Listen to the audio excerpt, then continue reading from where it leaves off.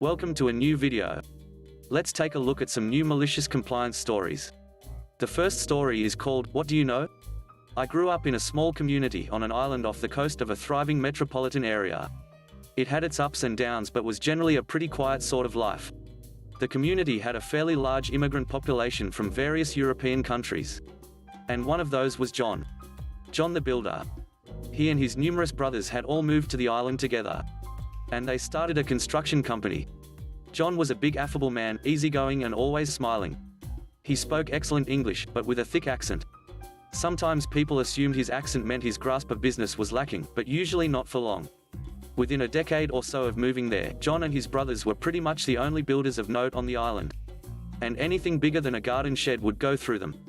Around that time, my granddad retired and moved to the island with my grandma. He contracted John to help him build his retirement house, and they bonded over their mutual appreciation of a really good concrete mix and pour. By then, John's family were good friends of ours too. So John and my granddad kept in touch regularly, and would often get into involved discussions of building methods and the like. Some years later, the old couple running the main petrol station in town decided to sell up and retire, and the place was bought by Big Fuel.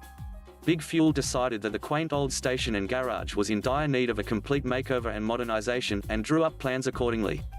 After putting the work out for tender, they grudgingly accepted that with the cost of relocating a labor force from the mainland to the island for the work, John's construction firm was by far the most cost-effective. They weren't happy about it though, and made it clear that they thought John and his brothers were a bunch of rural cowboys who couldn't be trusted to nail two planks together. Still, the contracts were signed, and the blueprints delivered to John. As well as the usual amenities, the new station was to have a high, artistically stylish roof over the fuel pumps, held up by two support pillars. You know the sort of thing. John read the plans, thought about the stiff sea breezes the location was subject to, and frowned. He took the blueprints around to my granddad and discussed them. Possibly not entirely within the bounds of the contract, but John was concerned. The next day, John rang Big Fuel's contact, and said, in his thick accent, "This roof isn't going to stand up. The support pillar footings are too shallow, and the roof itself is too large for pillars of that size. Plus, you haven't factored in the strength of the winds we get there. Everything else is fine, but you need to redesign that roof." "Rubbish," scoffed the Big Fuel guy. "We had it designed by a very exclusive architect, and our engineers signed off on it. It's fine. You don't know what you're talking about." "Maybe," said John. "But I've been building here for 20 years, and I think you should go over the design again. Don't be ridiculous. You're just trying to get the contract extended. We don't need to check the design, now get building." And with this, the guy hung up.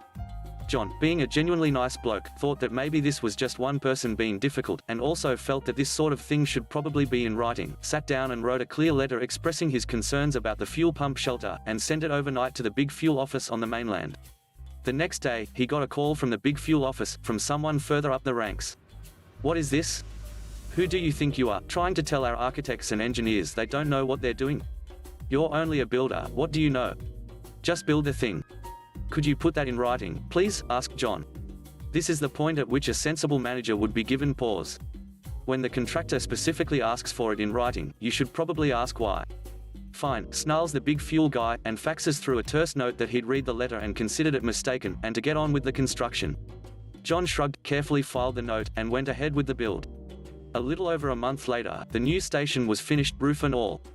On a pleasant gusty day, perfect for sailing, the Big Fuel bigwigs flew over to see the result. Standing there with John and a curious crowd of locals, they watched as the shiny new stylish roof danced and swayed in the wind, in a manner decidedly unlikely to reassure anyone thinking of refueling their car underneath it. "What the heck is this?" inquired the Big Fuel boss. "Just what I tried to warn you about," replied John.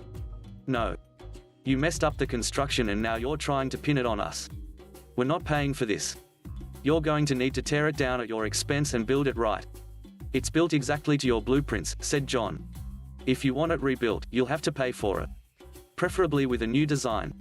Not a chance. This is on you, and if you try and dodge responsibility for it, we'll sue." "Sounds good," said John. "See you in court." So the fuel station was cordoned off, and legal proceedings went ahead. "I don't know much about them, but at some point, I do know something like this happened," the judge said. "Defense, you may call your first expert witness." John's lawyer said, "Thank you, Your Honor. We call Professor X, an internationally recognized civil engineer who chaired the report into this bridge collapse and was head of engineering at this university for 25 years. As you may guess, this professor was the grandfather of the poster. Big Fuel's legal team didn't see this coming. John's lawyer said, "Thank you for joining us, Professor. Would you please tell the court how you first learned of the project in question?" Of course. John first approached me with his concerns directly after receiving the blueprints. I agreed with his assessment, and I have since drawn up a brief report on the problems of the roof design. The details and supporting calculations are in pages 4 through 16, but if you don't mind, I'll just read from the summary. I noted the following problems. With that and the note John had, it didn't take long to be settled. Big Fuel was on the hook for all of it, plus legal fees. They had to pay John to tear down the unstable roof and build a new one, designed by a different architect and checked by off-site engineers. Nonetheless, when John got the new plans, he rang Big Fuel and said, "Hope you don't mind, I'm just going to run these past the professor before we get started." The next story is called Sure Thing. I worked for a computer warehouse type superstore. Right after I was hired, I learned it was not a great job. Almost everyone hated it. But you had some potential to make good commissions in sales, so people kept their heads down and never questioned anything.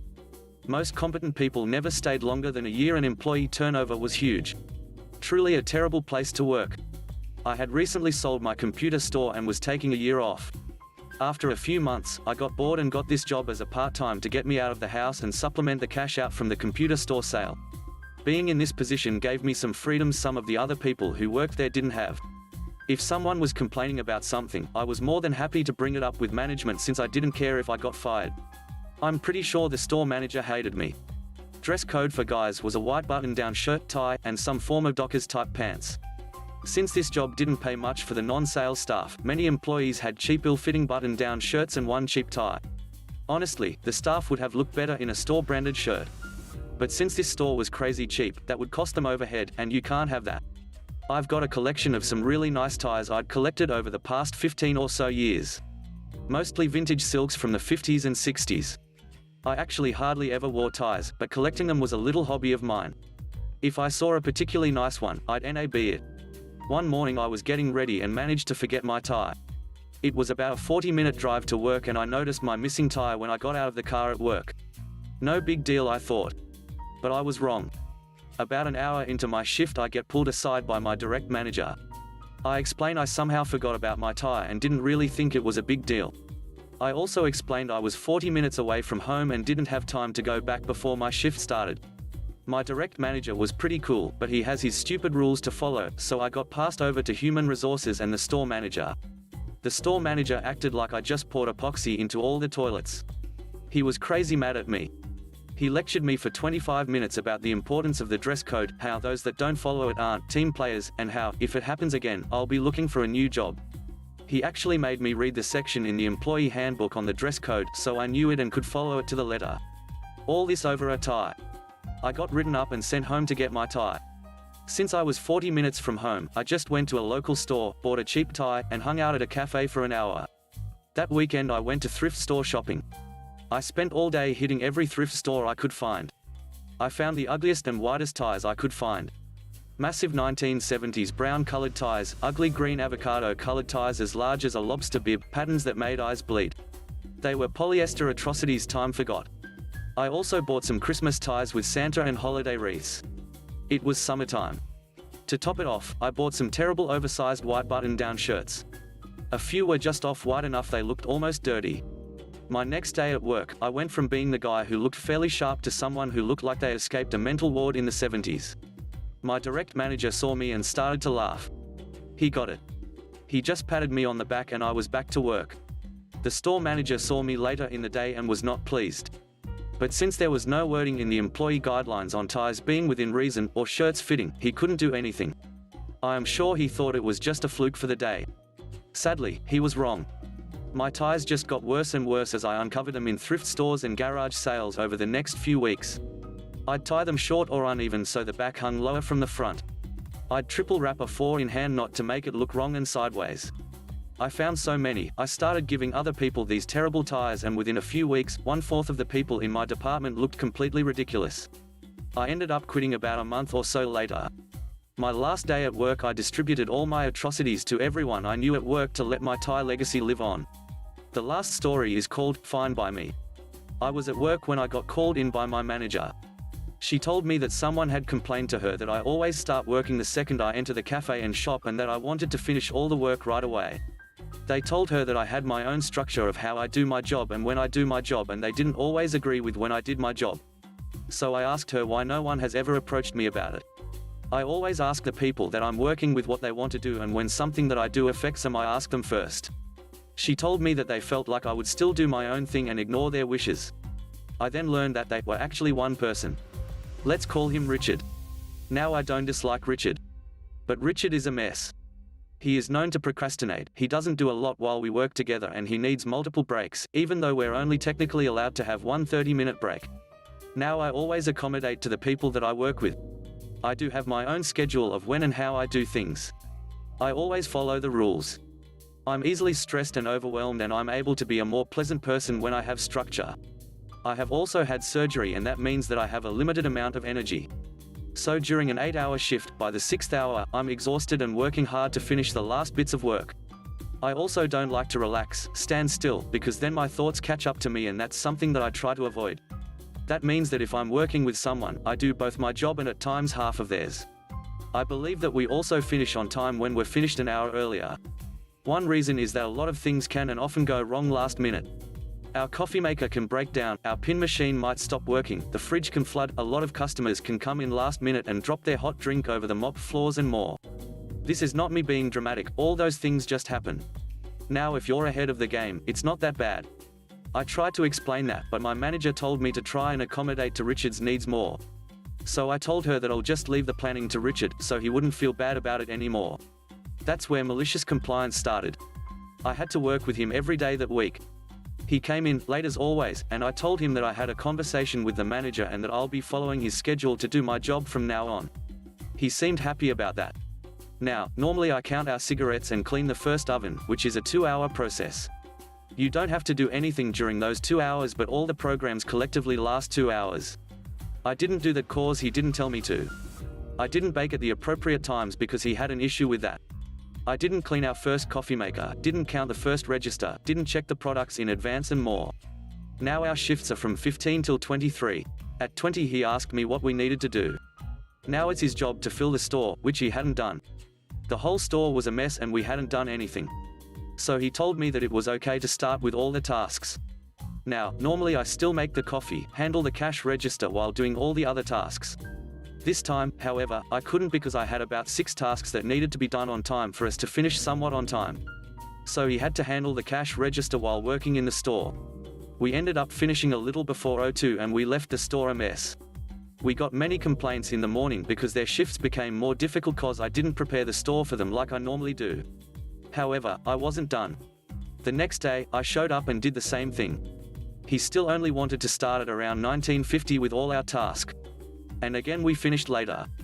My manager told me okay, just split all the tasks and do your thing at your time and leave his tasks for him. I was fine with that. He seemed happy that I started to do my own thing again, however, he believed that I would go back to doing it all. This time I was done with all my tasks at 20. He still hadn't done anything.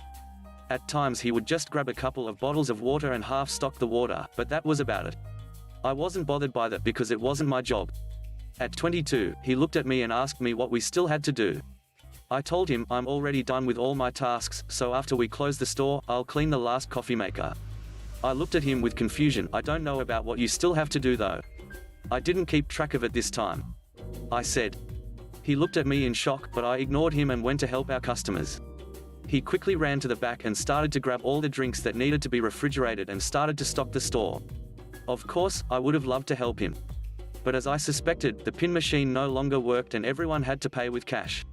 This slowed everything down and there was a large crowd coming and I needed to help them. I helped them until closing time and cleaned the last coffee maker. I was done. We had closed at 22:45 and I was done at 22:59. I looked at Richard and he looked at me. There is so much that still needs to be done, but I do get it if you need to leave, he said while looking at me expectantly. Now, normally I would have taken the bait and helped till we were done with everything and pushed past my limits. But then before I could even say anything he said, "Great. Can you do this and that really quickly?" Thanks, while grabbing his phone and putting his headphones in. I no longer felt bad and grabbed my stuff, and clocking out. I walked back to him with my jacket on and I smiled at him sweetly, "Thanks for understanding." I do really need to go, but good luck. I walked away feeling great. He had done nothing all day, and I was done picking up his slack. I knew that it would take a while for him to finish and that I wouldn't keep working twice as hard to make sure he didn't have to work. I also messaged my manager to inform her that I was done with everything and had to go home directly after closing time, but Richard was still working to finish his job. You'd think that that was the end, right? Wrong. The next day, he came to me, feeling very upset. He claimed that I chose the simplest tasks and that he had to do more, and that was the reason that I finished first. It had nothing to do with planning, but everything to do with the tasks. So we switched tasks. I took care of the store, stocked everything and jumped in at the cash register when needed. I still managed to be finished with everything at 22, kept everything beautifully stocked and decided to restock everything and not just the beverages. We closed our doors at 22:45. I refilled the empty spaces left by the customers. But because I had stocked everything well, I was done at 22:50. I clocked out and left. He was still not done with basically anything and forgot many of the tasks. I actually got a compliment because the store hasn't looked that good in weeks. He got a complaint because he forgot to turn off the milk machine that we use for our cappuccinos and cafe lattes. Now, something to note about that machine is that every 45 minutes that it hasn't been used, the machine automatically cleans itself. That means hot water comes out of it every 45 minutes. And he forgot to turn it off. So by the time that the morning team arrived, they saw a mess of water all over the floors. He also didn't bake any cookies that he is supposed to bake the day prior because in the morning they already have to bake a lot and the cookies need to cool off before they're sold. So the next day he apologized and asked me to keep track of my own work and his and to please tell him when it's smart for him to do his job. I agreed and the manager was informed. We finished at 23:15, later than I would like, but it was a great improvement. He also apologized for seeing me planning everything as me wanting to play the boss and admitted that he didn't have a great concept of time and how long it took to finish most of the tasks. We're good now, but there was malicious compliance. It's not too terrible, because we both get paid overtime hours, so we've both benefited from this lesson. But the story continues, as the writer did share some more. I'm genuinely so upset right now. Richard had switched shifts so he can work in the morning. He then did nothing that the morning shift should do. So I came in and everything was a mess. Let's say that that's fine. Okay, I had to work harder to finish it all, but that's not all. I don't know if he did this on purpose, but he took the only key that I'm supposed to use to close the store. I have looked everywhere, but I can't find it. I have spent more than 2 hours looking and I'm so stressed that I am literally shaking. The store's now a mess. My manager is trying to fix something but can't. We tried to call him but he turned off his phone. So it doesn't matter if we'll finish early, cause we have to wait till 2:30 when they close the station that the store is at because we can't just leave the store open. IDK if this is some kind of petty revenge, but I am just so upset and mad about this all. Thankfully we can go home earlier than expected. Someone who works at the cafe and is close to him went to his house to get the keys. So, hopefully, everything will be alright. I'm still annoyed though, but that's just me. Maybe it's in my head, but I feel like he did this on purpose. First, he changes his shift to work in the mornings. Nothing is done in the morning, which gave me more work. Does he just happen to accidentally take the key? He shouldn't even have the keys. Then he just happens to turn off his phone all day? So even though we finished on time, we had to wait. That just seems like he's trying to teach me a lesson, but maybe I'm just seeing things that aren't there. After the drama, I had to work again and I worked with a colleague who works with Richard more often. He also knows that when he works with Richard, he basically has to everything. He did talk to me about Richard's personal life and told me that he officially quit going to school because this year was his last attempt at graduating and he did not. He explained that it just made Richard feel very upset, which is understandable, and that he would now have to work full-time. I do feel bad for him and this might have been his way of lashing out and just dealing with this stage of his life. However, I didn't necessarily want to be the one dealing with it. Then there it was, the light at the end of the tunnel. I looked at the schedules and he was nowhere on the schedule. A little background information, the store that I work for has 4 different locations in the same train station. There's the smallest little cafe, where we only sell coffee and little snacks. A larger shop that's often not busy at all, but we do sell a lot more things and bake more there. The second to largest and most visited store, which is where I work most of the time. It's a lot more crowded, it's the center point of the station and we have all the stock of our store but also the stock of the busiest cafe store. And the busiest shop that attracts both the people at the shopping center because it's directly in front of the entrance of the station and the people who are traveling by train. There are often 3 to 4 people working here instead of the normal 2 that work in the place where I work normally. I opened up all the schedules and then I just saw his name. All of his shifts were now at the busiest shop at the whole station. The idea of working there stresses me out. Even with 3 or 4 people, the speed at which you're supposed to be working is insane. No one gets to just do nothing. That's literally close to impossible because there's nowhere for you to hide. There are 2 entrances with rows of people just coming in from the shopping center entrance and the train station entrance. The laziest people still have to be productive there, because they have 4 coffee stations and you have to constantly fill the store or bake foods. Now because he has quit his schooling and he'll be working full-time, he has to work at the last store. This is because he's been working at the overall store chain for about 5 years now. So he should be able to handle it. Now the people who work at the busiest shop aren't as forgiving as people who work at other locations. At all the other locations, when someone has no other option, it's possible to do all the work by yourself if you don't take breaks and work hard during the 8-hour shift. Now the same effort for them is comparably when they have 3 people for the first 6 hours and then 2 people for the last 2 hours. I also get to now work at least 5 days a week at the smallest cafe, for about 2 or 3 weeks, before working both at my normal place and at the smallest cafe. It will take getting used to because you work all alone and you have very few tasks that you can do. I think that both the shift of where Richard is going to work and where I'm going to work is going to be beneficial. Richard will be in a more high energy, high productivity, and high consequences location, where he needs to work hard, smart and fast. And I'll be in a very relaxed and minimal tasks location, where I need to learn how to be calmer and more relaxed at work. I'll need to learn how to be less anxious and not take everything as serious, which might be possible in a more low-stress situation. This is just a side job for me to take care of my family and pay for college, and I have to learn to not act like my life depends on it. Hopefully, we'll both improve from this change. Thanks for watching the video. I hope you enjoyed it. If you did, please consider subscribing to the channel for more content. Let me know what you think about the stories in the comment section below. Have a great day.